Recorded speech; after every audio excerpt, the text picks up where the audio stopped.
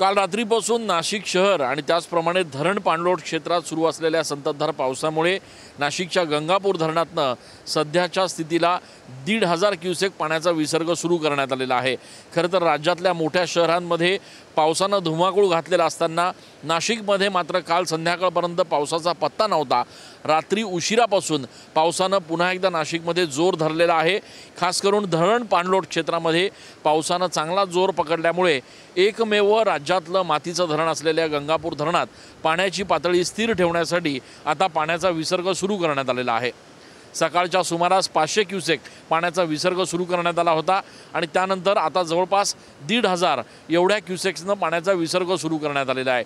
सध्या फक्त एकच दरवाजा गंगापूर धरणातून उघडला गेलेला आहे आणि त्यामुळे आता हे सगळं पाणी नाशिकच्या गोदाघाट परिसरात पोहोचल्यानंतर गोदाघाट परिसरामध्ये पाण्याची पातळी वाढण्याची शक्यता आहे।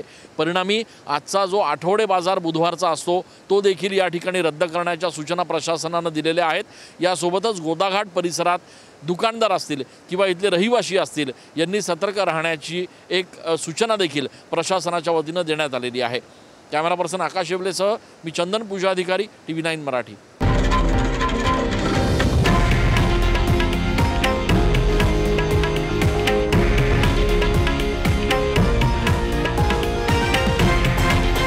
हे आहे देशातील नंबर 1 न्यूज नेटवर्क आणि आपण पाहत आहात TV9 मराठी, एकमेव।